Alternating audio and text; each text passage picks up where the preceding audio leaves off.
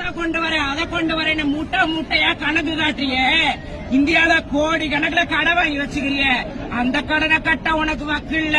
எங்க அப்பா தான் முறை பேனாவை எடுத்து எழுதினாரு. அவங்க அம்மா பேரை கொண்டு போய் வச்சுக்கிறான் மெரினால. அவங்க ஆத்தால புதைக்கிறதுக்கு அம்மா பெரிய பேனா.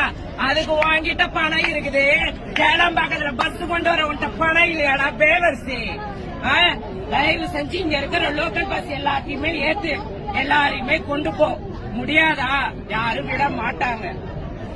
ஏன்னா இங்க எல்லாருமே 150 ரூபாய் காசுக்கும் 250 ரூபாய் காசுக்கும், பொம்பளை ஆனா லெக் பீஸ் வச்ச பிரியாணிக்கும், ஆம்பளைங்களானா ஒரு என்னது வீரன்ற பாட்டிலுக்கும் எவனும் இங்க வர கிடையாது.